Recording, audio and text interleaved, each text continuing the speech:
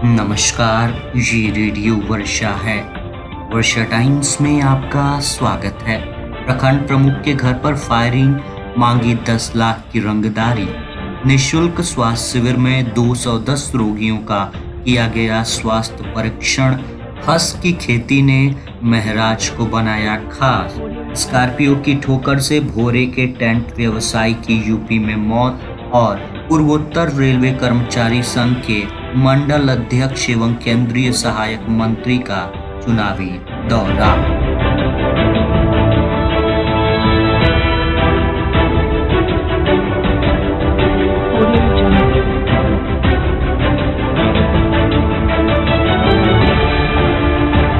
वर्षा times के साथ मैं नवनीत। अब वर्षा टाइम्स विस्तार से।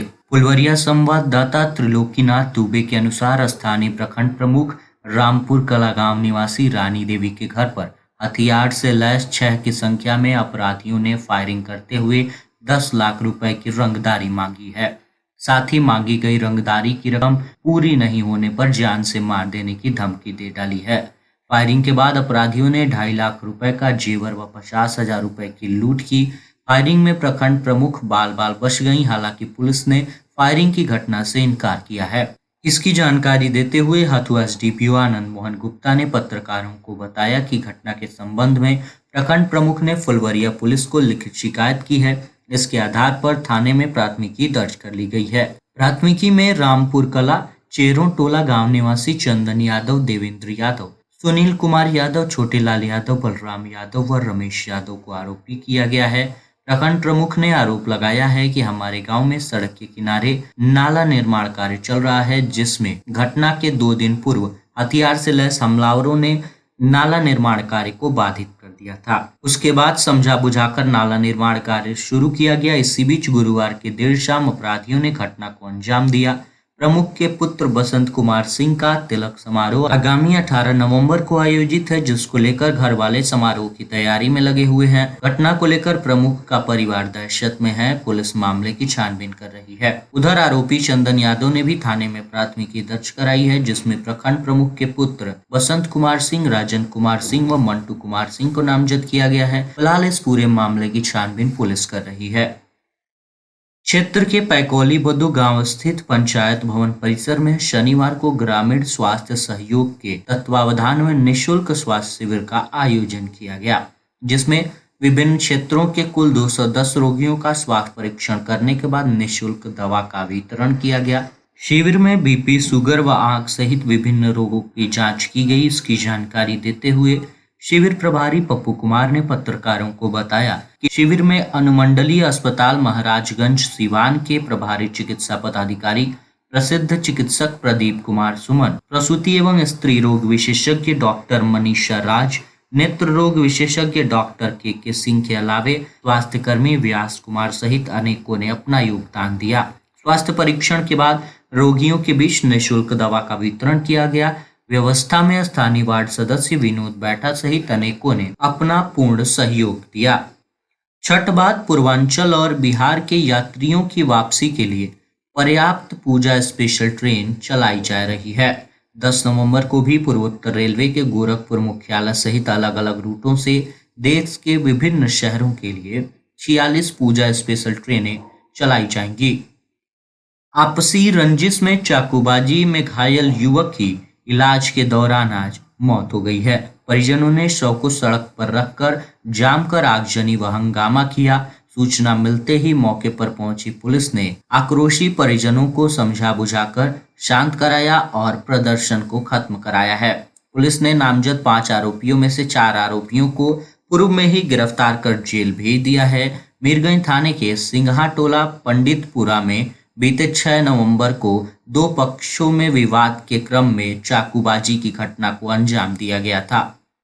भोरे स्थानीय थाने की पुलिस ने बरई बगहमा गांव में कार्रवाई करते हुए घर के पीछे छिपाकर शराब की बिक्री कर रही महिला तस्कर को 63 बोतल शराब के साथ गिरफ्तार किया है। रविवार को उसे न्यायिक हिरासत में गोपालगंज भेजा गया। बताया जाता है कि पुलिस को सूचना मिली थी कि बरई बगहमा गांव में अमरेश चौरसिया की पत्नी गुलायची देवी के अपने मकान के पीछे झाड़ी में छिपाकर शराब की बिक्री कर रही है। सूचना पर पहुंची पुलिस ने महिला को पकड़ लिया। उसकी निशानदेही पर घर के पीछे झाड़ी में से 63 बोतल शराब बरामद की गई है।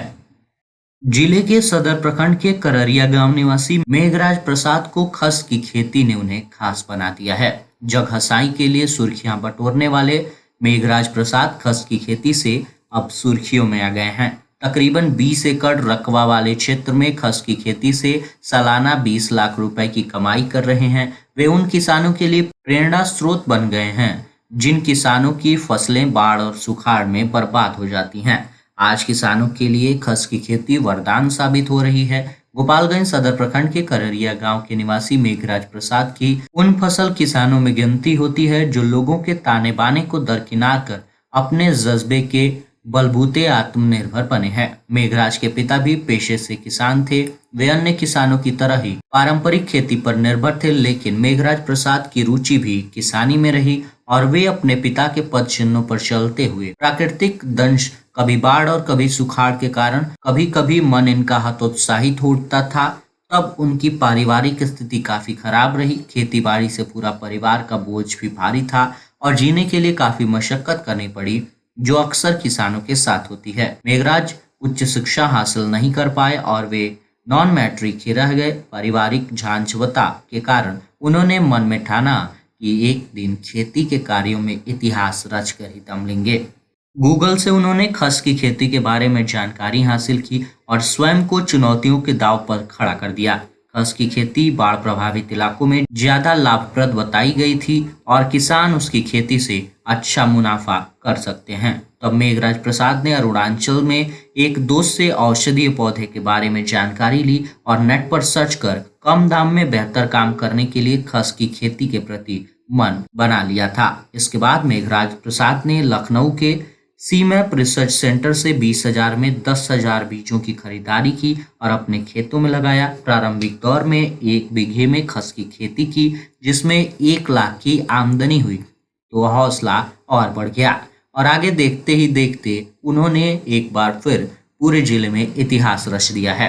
भोरे संवाददाता के अनुसार शनिवार की रात सीमावर्ती यूपी के भिंगारी बाजार में एक अनियंत्रित स्कॉर्पियो ने भोरे के टेंट व्यवसायी की बाइक में ठोकर मार दी, जिससे उनकी मौके पर ही मौत हो गई। मृतक थाने के सिसई टोला रामनगर के राजनारायण भगत के 45 वर्षीय पुत्र उपेंद्र भगत थे। मौके पर पहुंची यूपी पुलिस ने शव को कब्जे में लेकर पोस्टमार्टम के लिए जिला अस्पताल देवरिया भेजा। बताया जाता है कि उपेंद्र भगत टेंट जनरेटर का व्यवसाय करते थे। उनके टेंट की बुकिंग यूपी के देवरिया जिले के बैरिया गांव में थी। रात में खाना खाने के बाद वे अपने घर रामनगर आ रहे थे। इसी बीच भिंगारी मछली बाजार के समीप अनियंत्रित स्कॉर्पियो ने उनकी बाइक में टक्कर मार दी, जिससे वो गंभीर रूप से जख्मी हो गए। राहगीरों ने इलाज के लिए उन्हें स्थानीय अस्पताल पहुंचाया, जहां डॉक्टरों ने उन्हें मृत घोषित कर दिया। मौके की खबर मिलते ही परिजनों में कोहराम है। पूर्वोत्तर रेलवे पर ट्रेड यूनियन मान्यता हेतु 4 और 6 दिसंबर 2024 को चुनाव है। इसके लिए रेलवे प्रशासन द्वारा नोटिफिकेशन जारी किया जा चुका है। इसके लिए पूर्वोत्तर रेलवे कर्मचारी संघ आगामी मान्यता चुनाव हेतु अपना चुनावी दौरा तेज कर दिया है। पूर्वोत्तर रेलवे कर्मचारी संघ के वाराणसी मंडल अध्यक्ष डॉक्टर AH अंसारी तथा केंद्रीय सहायक मंत्री AR सहाय छपरा से प्रत्येक रेलवे स्टेशनों एवं कार्य स्थल पर डोर टू डोर रेलवे कर्मचारियों से संपर्क कर रहे हैं और पूर्वोत्तर रेलवे कर्मचारी संघ के पक्ष में मतदान करने और भारी मतों से विजय बनाने की अपील कर रहे हैं। इस क्रम में छपरा से चलकर खैरा, पटहरी, मंढौरा, शामकौड़िया, मसरख, राजापट्टी, गोपालगंज के दिघवा दुबौली एवं सिद्धवलिया स्टेशन तक का सघन दौरा उन्होंने किया और रेलवे कर्मचारियों से जनसंपर्क की। इस सभी स्थानों पर रेलवे कर्मियों ने अपनी समस्याओं को मंडल अध्यक्ष डॉक्टर AH अंसारी को बताया और मंडल अध्यक्ष ने समस्याओं के शीघ्र समाधान का आश्वासन भी दिया है। सभी रेल कर्मियों ने एक स्वर में पूर्वोत्तर रेलवे कर्मचारी संघ को वोट देने का वादा किया है। पूर्वोत्तर रेलवे कर्मचारी संघ ने आगामी यूनियन मान्यता चुनाव के लिए रेल प्रशासन से मांग की है कि जो कर्मचारी अपने हेडक्वार्टर से बाहर ड्यूटी कर रहे हैं तथा जो कर्मचारी बीमार चल रहे हैं, उनका मतदान सुनिश्चित करने हेतु पोस्टल बैलेट उनके पते पर भेजा जाए। और अंत में सुर्खियां एक बार फिर। प्रखंड प्रमुख के घर पर फायरिंग, मांगे 10 लाख रुपए की रंगदारी। निःशुल्क स्वास्थ्य शिविर में 210 रोगियों का किया गया स्वास्थ्य परीक्षण। खस की खेती ने मेघराज को बनाया खास।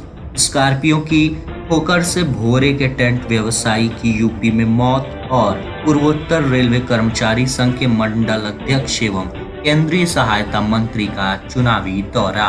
वर्षा टाइम्स का ये अंक यहीं समाप्त हुआ। नमस्कार।